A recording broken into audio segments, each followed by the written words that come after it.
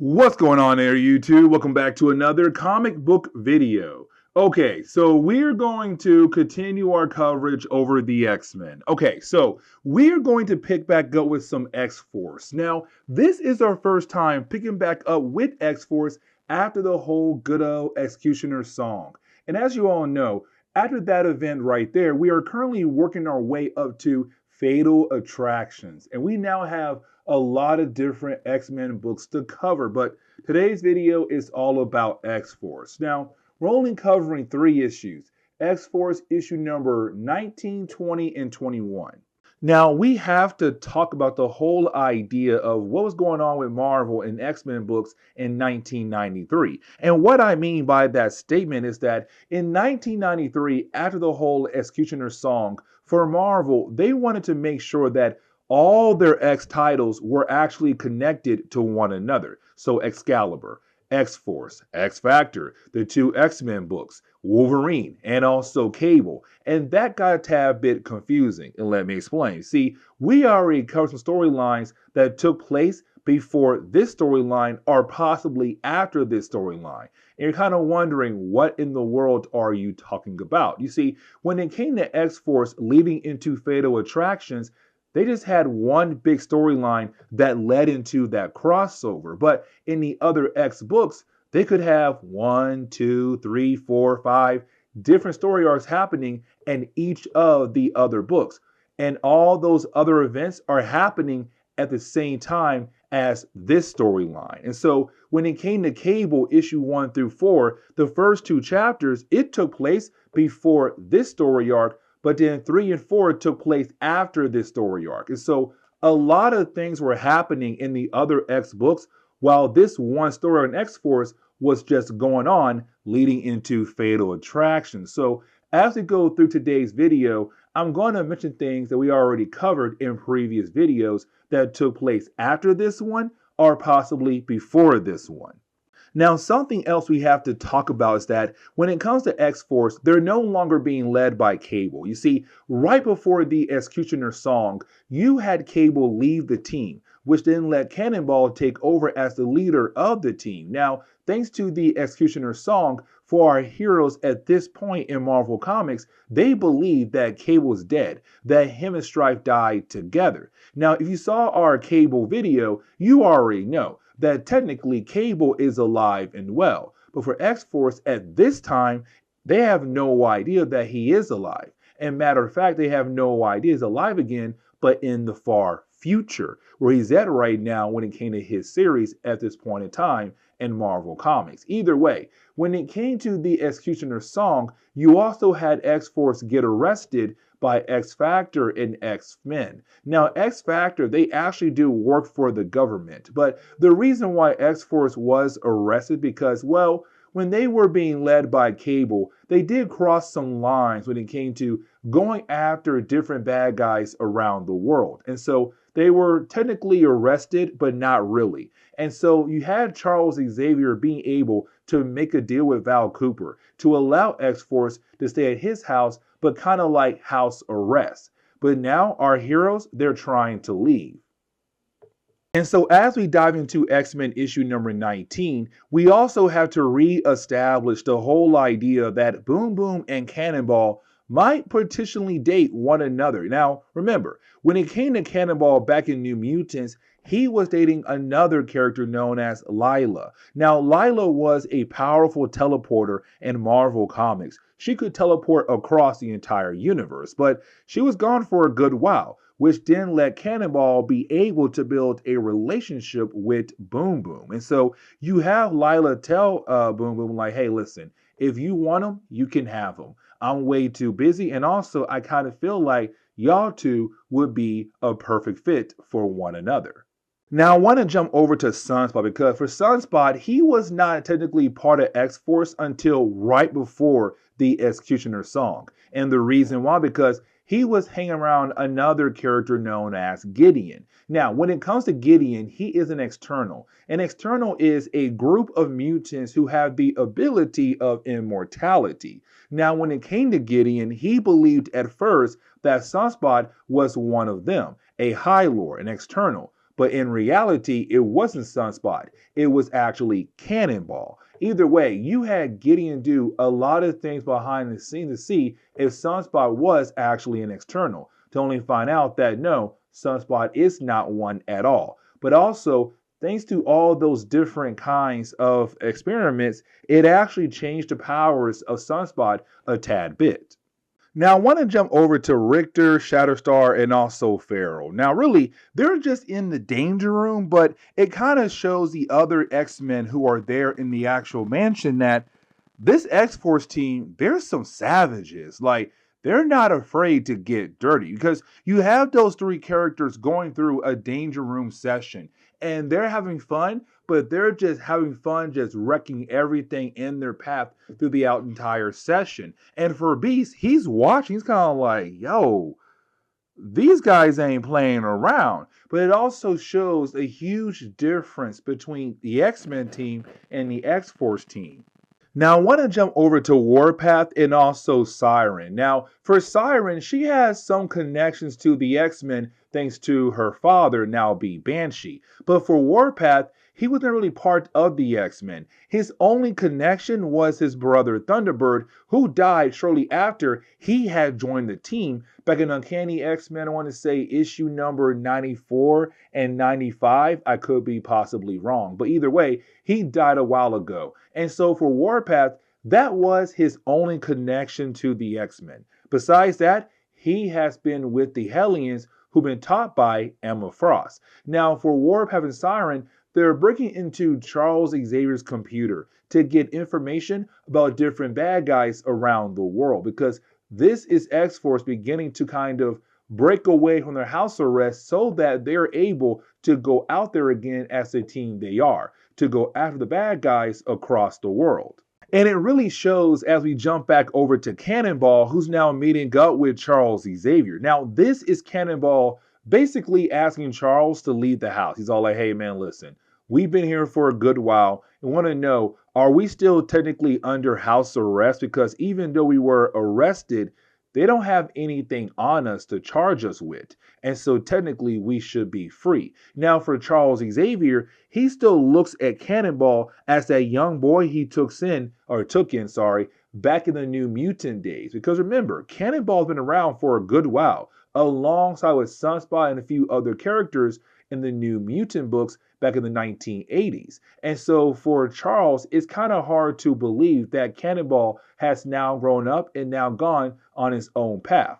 But you have Cannonball say, Charles, you were the first to teach us, but then you left us. And then Magneto took over. And Magneto tried to pick up where you left off at to continue to teach us. But then he left. And so then all we had was Cable. Now I'll admit, Cable did teach us. And some things he taught us were possibly wrong. We realize, though, that's the path we have to take if we want to be able to actually change the world. It's Cannonball saying, listen, I know the true reason why you don't want us to leave, because we're not following your dream in the way you want us to follow your dream.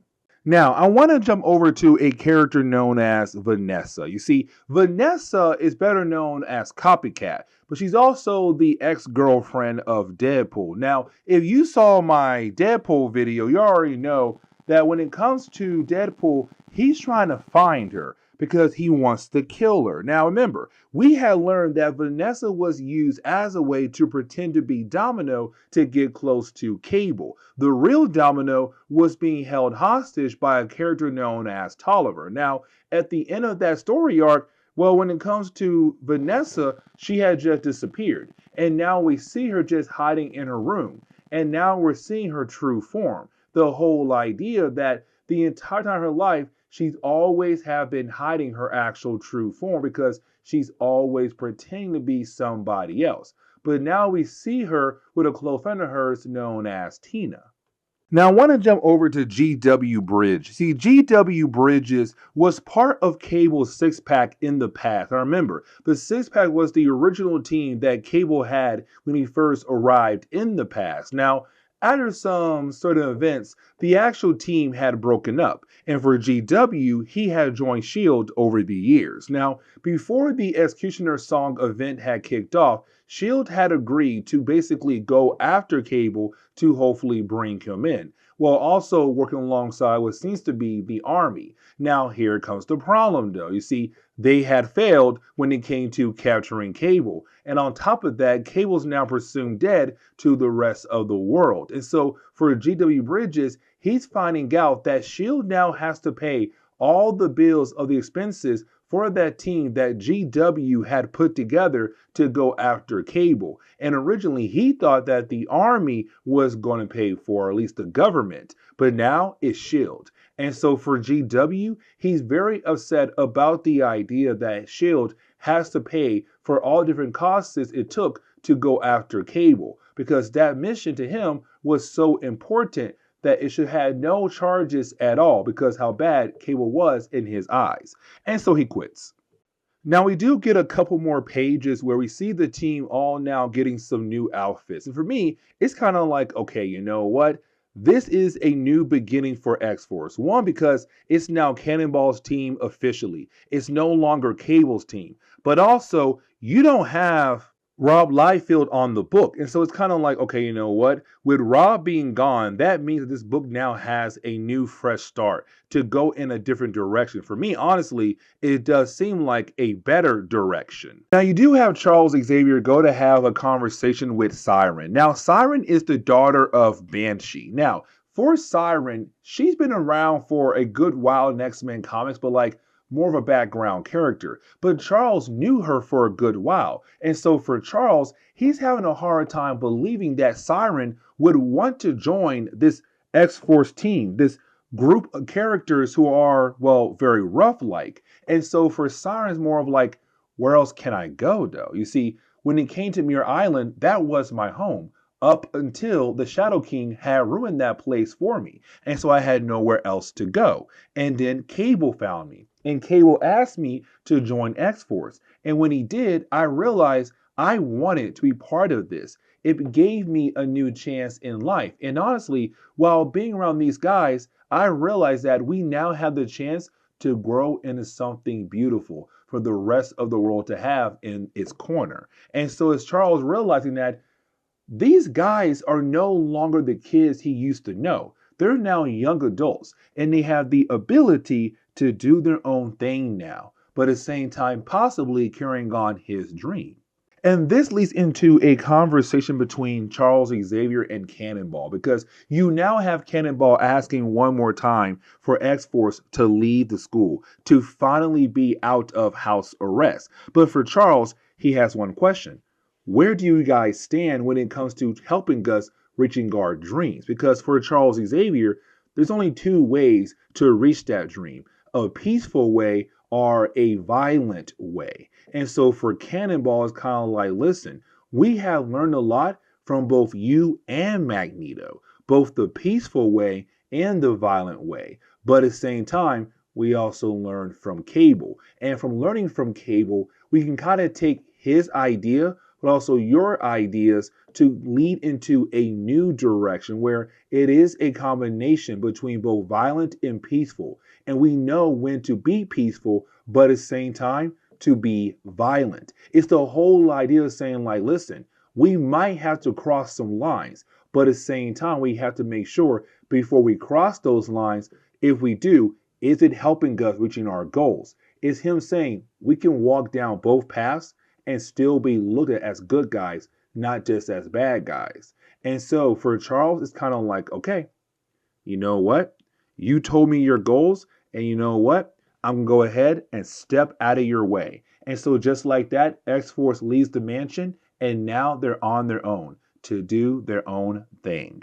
Now, I want to jump over to X-Force issue number 20, because this begins the big story arc that does affect the other X books. And let me explain, because like I said earlier, when it came to the other X books besides X-Force, they had multiple storylines going on that led into Fatal Attractions. But when it came to X-Force, they only had one singular storyline leading into Fatal Attractions. But on top of that, it also affected the other X books that were going on at the same time. Like, for example, Cable, but also Deadpool as well. Now, with all that being said, we jump over to space. And the reason why, because we actually pick up with a brand new satellite being launched by Stark Enterprises. Now, this new satellite is being used as a way to launch a new kind of communication. But the problem is the satellite bounces off something. Now, at first, they couldn't see what it had bounced off of because the other item is currently cloaking itself. But then they realized that it was actually the Gray Malkin. Now, the Gray Malkin is the old base that Cable used ever since he came back in time to the past. But right now, to the rest of the world, Cable is dead, which means that his base is not being used by anybody at all. And if you want to know more about Cable, this is the place to go to. Now, because Cable was a mutant and he had this big, huge base, you have the government call up X Factor, really more Peter Gyrich, because for Peter, it's more like, hey, listen, we need to use X Factor, which is the government mutant team, to go investigate the Gray Malkin, because this is a mutant kind of situation. But for Val Cooper, going to space is way out of pay grade for X Factor. She says, you know what? You need to call up S.H.I.E.L.D. They are better equipped to deal with this than we are. Now, I want to jump back over to G.W. Bridges, and here's the reason why. Because G.W. Bridges had quit S.H.I.E.L.D. in the last chapter, but now he wants to rejoin S.H.I.E.L.D. because he got word that S.H.I.E.L.D. might go investigate the Gray Malkin. He's kind of like, listen, I used to work alongside with Cable, but at the same time, I had also hunted down Cable. But I want to know more about his actual origin, about the actual man. And so I feel like I can get those answers from the Gray Malkin. And so for Nick, it's kind of like, you know what, fine. You can go ahead and rejoin the team. But right now, we have to talk to Tony Stark. And here's the reason why. Because the satellite is owned by Tony Stark. It was his company that had launched the satellite. Rhodey, aka War Machine, is helping out with the whole process of the satellite, but also the company. And so you have Rhodey tell Nick, like, hey man, listen, you need our permission to actually step on board the actual Gray Malkin. And so you have Nick and Rhodey being able to work out some kind of deal to allow S.H.I.E.L.D. to actually go on the Gray Malkin, but of course they had to do a favor for Tony and Stark Enterprises. But now we have to jump over to Camp Verde. Now remember, Camp Verde was the home to the Native American tribe that Warpath was a part of. And the reason why I say was a part of, because at the tail end of New Mutants going into X-Force, something happened to his tribe. Every single person part of that tribe had just disappeared, and no one knows what truly happened to them. And so for X-Force, they're still trying their best to figure things out. But either way, they're turning that ghost town into their base of operations. Now, they were able to get some new devices to be used for communications. But once they have things up and running, they hear the report about how Tony Stark's company had founded the Gray Malkin. And so for our heroes, they realize that that piece of Cable's past should belong to them, because X-Force was his team, and maybe, just maybe, he left that behind for them to use. And so now their goal is to head over to the Gray Malkin and to hopefully get it away from the hands of other people like S.H.I.E.L.D. or possibly Stark Enterprises. But now we have to jump over to Vanessa. Now remember, Vanessa is the copycat character who used to work for Mr. Tolliver. Now by this point in our coverage, we're kind of seeing that she's going through some kind of state of depression, but we're not really told why just yet. But when it comes to Vanessa, she hates the idea of people seeing her true form. And so when her friend Tina stops by, we see that she had transformed herself to look just like Tina. Now, if you saw my Cable video, you would know that the old members to Cable's six-pack were able to come back together to go look for X-Force. We were told that back in the Cable series, the last two chapters of the first story arc that we had covered. And so this storyline takes place right before those two chapters, because we're now seeing Domino beginning the process of recruiting the old members of the Six Pack, like, for example, Grizzly, bringing him back into the fold. But now we have to jump over to another external, and his name is Nicodemus. Now, if you have seen my earlier X videos, we are beginning to hear a lot about this whole virus that's killing off different characters who are all mutants. Like I said earlier, Nicodemus is an external. An external is still a mutant.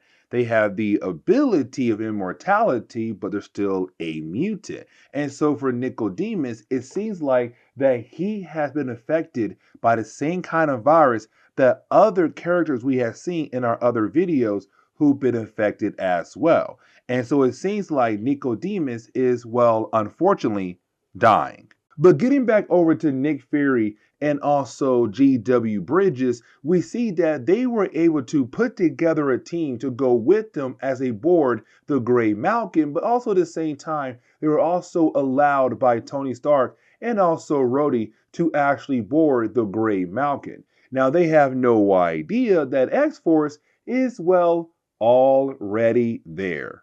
See, for X-Force, they still have Lylla. And like I said earlier, Lylla is a very powerful teleporter who has the ability to teleport across the entire universe. And so she was able to teleport X-Force straight over to the Gray Malkin. Now, not the entire team is there, but most of the team is there. The second team is gonna have their hands full here in a moment. But when it comes to our heroes, when they do arrive on the Gray Malkin, they begin to talk to the Professor. Now, the Professor is an AI system that came with Cable from the future to the past. But here comes the big problem though. The voice sounds so similar, I almost said similar to Cannonball and also Boom Boom. And here's the reason why. Because it's the same voice as the ship. You see, back in the early days of X Factor, when they fought against Apocalypse, he had this thing called the ship, this very massive, powerful aircraft. But the entire aircraft was being run by an AI system called the ship. Now, after a few story arcs, the ship had just disappeared. But now we're being told that maybe down the road, the same ship we saw in X Factor comics, in the future, it was turned over into the Professor by Cable. Either way, the Gray Malkin is being run by the same AI system that used to run the ship, but now calling itself the Professor. Either way, you have a Professor tell Cannonball and also Boom Boom that, hey, you guys have visitors, and that would be, well, S.H.I.E.L.D. And so the rest of this chapter is really more of, well, our heroes fighting against S.H.I.E.L.D. And really, for S.H.I.E.L.D., they're getting easily overpowered by our heroes because, one, it's just Nick Fury and G.W. Bridges and maybe like a few other S.H.I.E.L.D. agents, but that's really it. Going up against X-Force, a group of characters who all have different kind of powers that work well with one another. But by the end of the section, you did have our heroes be confronted by, well, War Machine. So as we dive into the final chapter for today's video, we actually pick up with X-Force issue number 21, but with everybody fighting against each other. You have X-Force fighting against S.H.I.E.L.D. You have X-Force fighting against War Machine. Really, you have War Machine fighting alongside with S.H.I.E.L.D. fighting against X-Force. But as the battle goes on, you then have Professor, the AI system for the Gray Malkin, say, listen, guys, with the whole idea what Stark Enterprise did earlier, but all the different kinds of damages you're doing right now, my systems are now going into self-destruct mode. And the only person who has the ability to shut down this mode is Cable. And of course, he's currently not here at the moment. And so right now, everyone on this actual ship is technically sitting ducks and could most likely die. But now we have to jump over to the rest of the X-Force team who did not go on that mission when it comes to the Gray Malkin. So like Boom Boom, Siren, and also Warpath. But you have those three characters return back to Camp Verde, looking for the rest of their team. But unfortunately, the rest of their team is not there, and they have no idea what happened to their team. But then out of nowhere, they are taken out by another external, and we're kind of left to wonder what could possibly happen to them.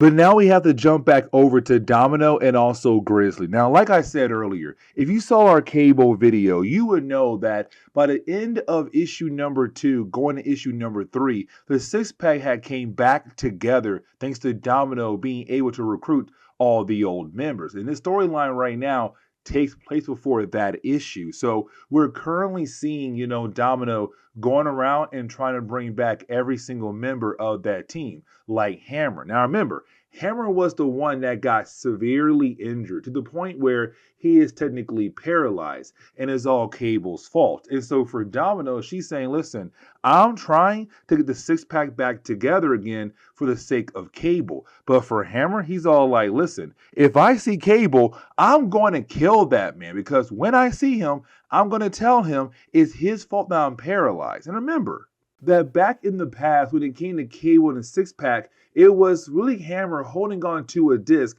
that Strife wanted. And for Cable, he wanted to make sure that Strife was not able to get his hands on that disc. And when he did that, unfortunately, Hammer got severely injured. But getting back over to X-Force, who's currently fighting against S.H.I.E.L.D. and also, War Machine, as the battle goes on, you have different parts of the Gray Malkin begin to go offline. Different systems are going offline. But at the same time, different parts of the Gray Malkin are beginning to just blow up. It's getting closer and closer to that big, huge self-destruct moment. And so now it's up to Cannonball to hopefully find a way to save everyone's lives before it actually blows up.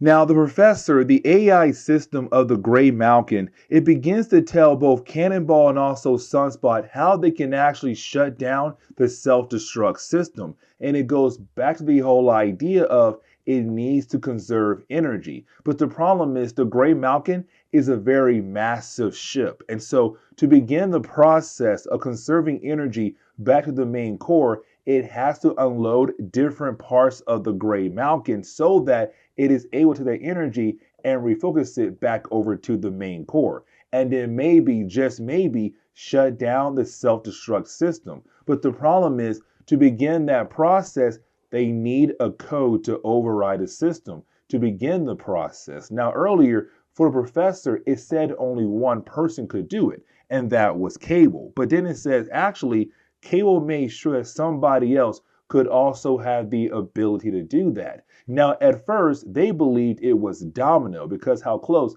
Domino is to Cable. But they said, no, it's not Domino, it's actually Cannonball. Now, like I said many times in this video, when it comes to this story arc, it does take place before some other story arcs we already covered. Like, for example, Deadpool, the first miniseries he had in 1993. Because in that solo series, he was trying his best to find Vanessa. It was one of his objectives. And well, in this video, it's him trying to still find her. Now, at the end of our Deadpool video, he found her. This right now is kind of like, no. He's trying his best to locate her, and he was able to get a clue to figure out where she could possibly be at. Now, the rest of the storyline is really more of seeing Cannonball and also Sunspot just dropping off different parts of the Gray Malkin into the ocean. Now, like I said many times in the earlier parts of this video, again, this takes place before some of the storylines we already covered. Like, for example, Cable issue number 3, because in that issue, you actually had Cable and Weapon X come back in time. When they did, they were riding the one part of the Gray Malkin that was at the bottom of the ocean. And the reason why, because of this moment right here, where you had Cannonball drop that part into the ocean near Camp Verde, just in case down the road they will have access to the resources inside that part down the road. Either way, once you have Cannonball and also Sunspot just load all these different pieces of the Gray Malkin, well, the ending of this issue, we actually see an explosion. And we're kind of left to wonder, if our heroes did survive or not. But this is where we are going to end today's comic book video. So please leave me a like down below and subscribe. Also, if you have any suggestions on books I should read, well, please let me know in the comments below, because you never know, your suggestion could be a future video down the road. But guys, see y'all next time. Later.